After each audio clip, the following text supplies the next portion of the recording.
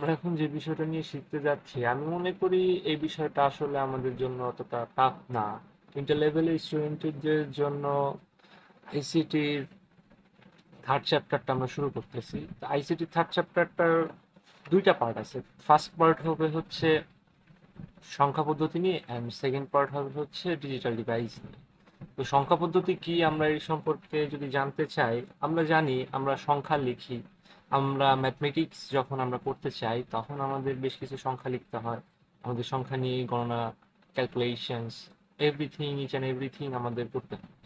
তো এই যে সংখ্যা পদ্ধতি কয়টা আছে, আমরা যেটা ইউজ করি সেটা হচ্ছে ডেসিমল। সেটা হচ্ছে 10, 20, 30, 0 থেকে 9 পর্যন্ত, 0 to 9। আমরা লিখে নিই এখানে আমরা কি শিখতেছি সেটা লিখে দিই সংখ্যা পদ্ধতি। তো সংখ্যা পদ্ধতির ক্ষেত্রে এই যে 0 to 9, এটা কি? 0, 1, 2, 3, 4, 5, 6, 7, 8, 9, 1, 2, 3, 4, মোট 10টা সংখ্যা আছে এখানে। যদি আমরা গুণ করতে চাই, তাহলে এই যে 10টা সংখ্যা আছে, এই 10টা সংখ্যাকে আমরা বেশ কিছু ভাবে সাজাতে পারি। যখন কি নাইনের সাথে আমরা যদি আরো 5টা নাইন দিই, 3টা নাইন দিয়ে দিই, তাহলে এটা কি হবে? 999 হবে। তো এইভাবে আমরা সংখ্যা পদ্ধতি বেশ কিছু ভাবে করতে পারি। তো ফার্স্ট হচ্ছে আমাদের ডেসিমল, বা যেটাকে আমরা চিনি হচ্ছে দশমিক নামে। দশমিকের সংখ্যা আছে হচ্ছে 10টা, 0 থেকে 9, এবং এর বেস বা ভিত্তি সেটাকে আমরা বলি হচ্ছে 10। দশমিকের কারণে এর বেস হচ্ছে 10। এবং আমরা গতানুগতিকভাবে ক্লাস ছোট থেকে আমরা যদি বলি, একবার এলিমেন্টারি লেভেল থেকে একবারে আমাদের ব্যাচেলার্স, মাস্টার্স, সব ক্ষেত্রেই আমরা এটা ইউজ করতে পারি এবং ইউজ করিও। আর এক্সট্রা কিছু ইউজ করা হয়, যেমন কি একটা হচ্ছে বাইনারি নাম্বার।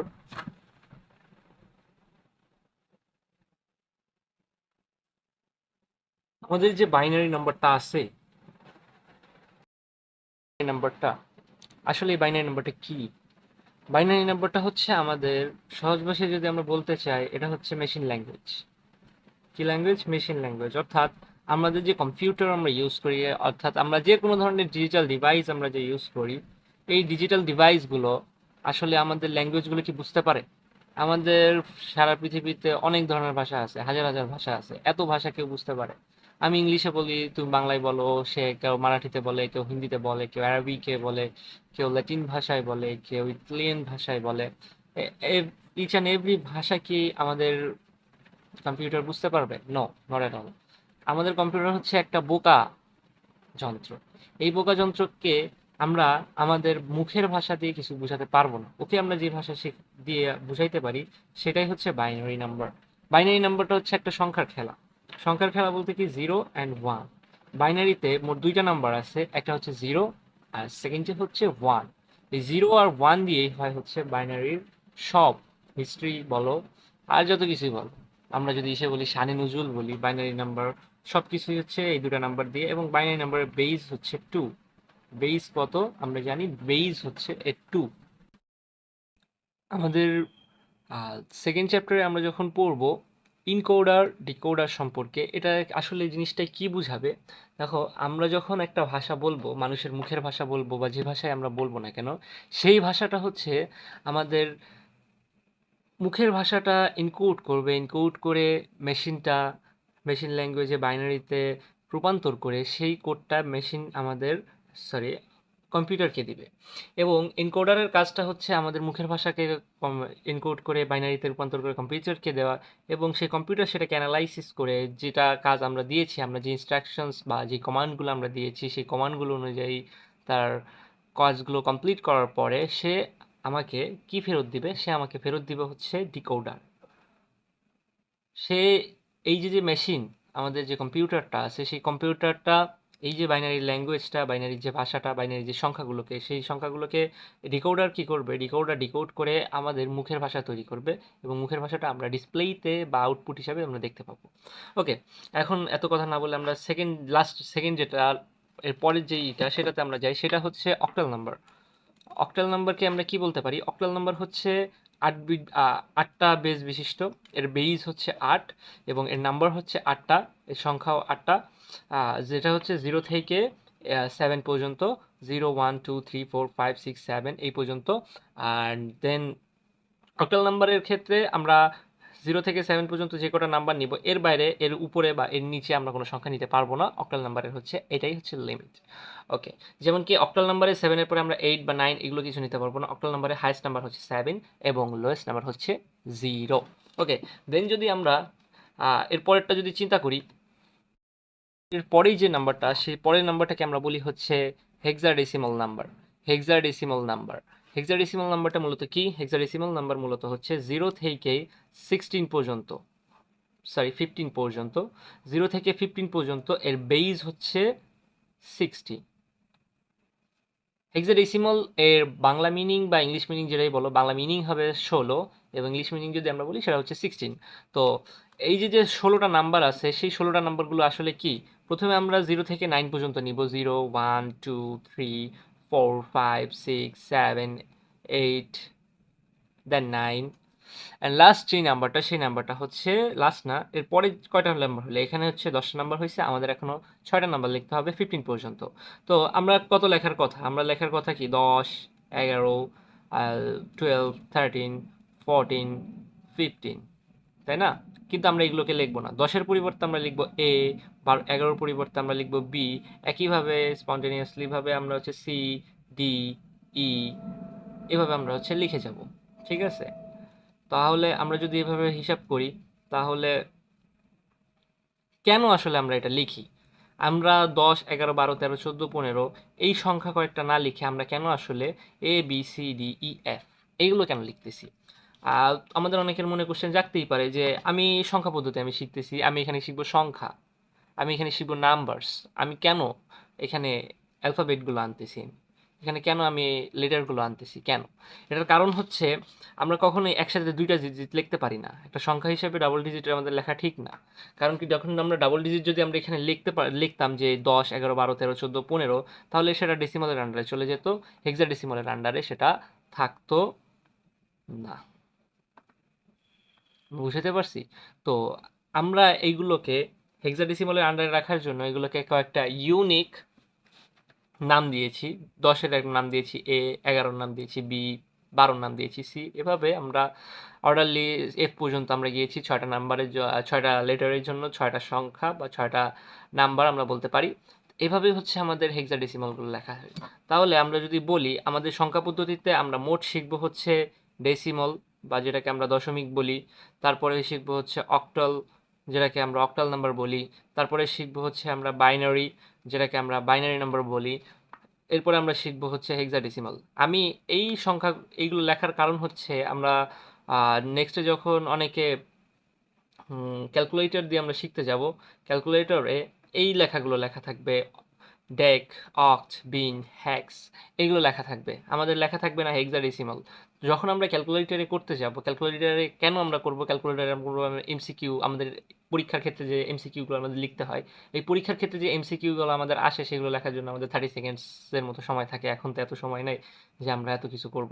যাই হোক, আমাদের কেন এত সময় নাই সেটা আমরা সামনে যখন এগুলো ট্রান্সফর্ম শিখবো, যেমন কি বাইনারি থেকে অক্টাল, অক্টাল থেকে হেক্সাডেসিমাল, আমরা যে বলেছিলাম যে এনকোডার ডিকোডারে কিভাবে আমরা একে অপরকে একটার সাথে আরেকটা, কি মানুষের ভাষাকে আমরা কম্পিউটারের ভাষায় যে বাইনারিতে রূপান্তর করি, বাইনারি থেকে আবার মানুষের ভাষায় নিয়ে আসি। তো আসলে এনকোডার ডিকোডার, এখন এখানে আপনাদের অনেকের প্রশ্ন জাগতে পারে, এনকোডার ডিকোডার তো মানুষের ভাষা, আমরা এখানে শিখতেছি সংখ্যা। এক্স্যাক্টলি, এনকোডার ডিকোডার আমাদের এখানে যে সংখ্যার রূপান্তর, এনকোডার ডিকোডার একটা পার্ট হচ্ছে এখানে আসে। যাই হোক, এটা আসলে আমাদের পড়ার বিষয় না। এখন আমাদের পড়ার যে বিষয়টা আছে সেটা হচ্ছে সংখ্যা পদ্ধতির ট্রান্সফরমেশন বা রূপান্তর। এখন আমাদের কাজটা কি? আমাদের এখন পড়ার বিষয় হচ্ছে আমাদের এই যে রূপান্তরগুলো। প্রথম যে রূপান্তর আমরা শিখবো সেটা কি রূপান্তর শিখতে পারি? আমরা প্রথম নাম্বার যেগুলো শিখেছি সেগুলো হচ্ছে ডেসিমাল নাম্বার। ছোটবেলা থেকে আমরা ডেসিমাল নাম্বার পড়ে আসতেছি, 1 2 3 4 5 6 7 8, 1 থেকে আমরা 100 পর্যন্ত মুখস্থ করতাম। আমরা টাইমস টেবিল বা নামতাম মুখস্থ করতাম, বিভিন্ন জিনিস মুখস্থ করতাম, বিভিন্ন জিনিস পড়তাম, বিভিন্ন জিনিস, বিভিন্ন ধরনের ক্যালকুলেশনস করতাম, যোগ বিয়োগ গুণ ভাগ। তো আমাদের এই যে ডেসিমাল থেকে আমরা শুরু করি, আমাদের একটা ডেসিমাল নাম্বার যদি আমরা ধরি 10, একটা সুন্দর নাম্বার, যে নাম্বার সবাই অনেকে অনেক সময় ধরে 10, 9, 8, 7, আমরা 10 ধরলাম। এই যে 10 নাম্বারটা, এই 10 নাম্বারটাকে আমরা রূপান্তর করব কিসে? বাইনারিতে। আমরা যদি ডেসিমালের 10কে বাইনারিতে রূপান্তর করতে যাই, এখন এটা বাইনারিতে আছে নাকি ডেসিমালে আছে সেটা আমরা বুঝবো কিভাবে? এখানে আমরা ডান পাশে বেসটা লিখে দিই। তাহলে এটাতে বাইনারিতে যখন রূপান্তর করব তখন এর বেসটা হতে হবে কত? 2। এটা যদি আমরা করতে চাই তাহলে আমরা কিভাবে করতে পারি? আমাদের ফার্স্ট নিয়ম হচ্ছে আমাদের যে বেসটা হবে সেই বেস দিয়ে আমাদের এই সংখ্যাকে ভাগ করতে হবে। এটা হচ্ছে ডেসিমাল নাম্বার থেকে বাইনারিকে বের করার নিয়ম। তো আমরা যদি 2 দিয়ে 10কে ভাগ করি তাহলে আসে আমাদের কাছে হচ্ছে 5। এখন 5 যদি আসে আমাদের কি ভাগশেষ কত হয়? আমরা একটু যদি পাশে রাফ করে চিন্তা করি তাহলে এখানে হচ্ছে যদি 10 হয় তাহলে হচ্ছে 5, এখানে হচ্ছে 10, আমাদের ভাগশেষ কত থাকে? ইটস 0। আমাদের ভাগশেষ যদি 0 থাকে তাহলে আমরা এখানে একটা হাইফেন দিয়ে এখানে হচ্ছে 0 বসাই দিব। এরপরে যে সংখ্যাটা আমরা কি করতে পারি? এরপরের সংখ্যাটা হচ্ছে আমরা আবার 2 দিয়ে ভাগ দিব। এখন আমাদের কাছে প্রশ্ন হতে পারে আমরা হাইফেন দিয়ে 0 কেন বসালাম? সেটা আমি দেখাচ্ছি। এটা বড় ইস্যু না, এটা সামনে গেলে আমরা বুঝতে পারবো। তো 2 দিয়ে যদি আমরা 5কে ভাগ করি তাহলে একটা ফ্র্যাকশন নাম্বার আসে। আমরা কোনো ফ্র্যাকশন নাম্বার না, আমরা হচ্ছে বাস্তব সংখ্যা বলতে পারো, বা আমরা হচ্ছে পূর্ণ সংখ্যা নিতে পারি। আমরা হচ্ছে পূর্ণ সংখ্যা নিব। পূর্ণ সংখ্যা হচ্ছে এটা কত হয়? 2 × 2, আমাদের ভাগফল কত হয়? হচ্ছে 2। 2 যদি আমাদের ভাগফল হয় 2, তাহলে 2 to 4 অ্যান্ড আমাদের ভাগশেষ থাকে হচ্ছে হাইফেন দিয়ে আমরা লিখবো হচ্ছে 1। এবার আমরা যদি 2কে আবার 2 দিয়ে ভাগ দিই তাহলে আমাদের ভাগফল হচ্ছে কত? 1। এবং আমাদের ভাগশেষ কোনো কিছু থাকে না, ভাগশেষ থাকে না, আমরা হাইফেন দিয়ে 0 বসিয়ে দিলাম। এবার আমরা আবার 1কে 2 দিয়ে ভাগ করলাম। আমরা যদি 1কে 2 দিয়ে ভাগ করি তাহলে আমাদের কোনো আসে, তখন আমাদের কি করতে হয়? আমরা যদি 2কে 1 দিয়ে ভাগ করি তখন আমাদের কি করতে হয়? এখানে একটা ভাগফলে আমরা 0 নিয়ে নিই। এরকমভাবে আসে। তো আমরা যদি এইভাবে করি তাহলে চিন্তা করতে পারি এইখানে। এখন আমাদের ভাগশেষ কত থেকে গেল? এখানে 0 বসাইলে এখানে 0 1 এসে যায় না? এটাই হয়। এটা অনেকের কাছে একটু ট্রিকি লাগতে পারে যে আমি এখানে 1 দিয়ে ভাগ করলাম। আসলে কোনো ছোট সংখ্যাকে যদি আমরা কোনো বড় সংখ্যা দিয়ে ভাগ দেই আসলে এটা ভাগ যায় না। সেক্ষেত্রে আমাদের আসে হচ্ছে এটা হচ্ছে 0 পয়েন্ট সামথিং আসার কথা। 0 পয়েন্ট ডট ডট ডট কিছু একটা আসবে। তো 0 পয়েন্ট ডট ডট কিছু একটা আসবে, সেটা তো আমরা কোনো ফ্র্যাকশন নাম্বার নিতে পারি না। তাই আমরা ফ্র্যাকশন নাম্বার না নিয়ে আমরা ডিরেক্ট যেই পূর্ণ সংখ্যাটা ছিল 0, সেই 0টা বসাইছি এবং আমাদের ভাগশেষ যেটা থাকে সেটা একটা কি বলে পূর্ণ সংখ্যা নিতে হয়, সে আমরা পূর্ণ সংখ্যা 1 নিয়েছি। এখন প্রশ্ন হতে পারে, প্রশ্ন আসতেই পারে যে আসলে আমি এখানে করলামটা কি? আসলে এখানে ভাবার কিছু নাই আর চিন্তারও কিছু নাই। আমরা এই রাফটাকে যদি এই পাশে আলাদা করে দিই, সেপারেট করে দেওয়ার পরে এটাকে আমরা হচ্ছে একটা অ্যারো চিহ্ন দিব। এটাকে আমরা লিখবো হচ্ছে MSB, আর এটাকে আমরা লিখবো হচ্ছে LSB। আসলে এগুলো কি? MSB হচ্ছে আমাদের most significant bit and LSB হচ্ছে আমাদের লিস্ট সিগনিফিক্যান্ট বিট। এখন আমাদের যে MSB আছে এবং LSB আছে, এই দুইটাকে আসলে কি বোঝানো হয় সেটা কি আমরা জানি? আমরা এটা লিখে নিই, list significant bit.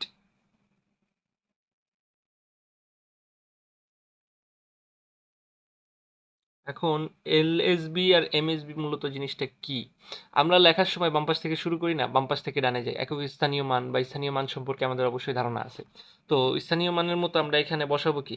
Most significant বিটটা প্রথমে বসাবো, তারপরে আমরা অর্ডার অনুযায়ী লিস্ট সিগনিফিকেন্ট বিটের দিকে আমরা আগাবো। ঠিক আছে?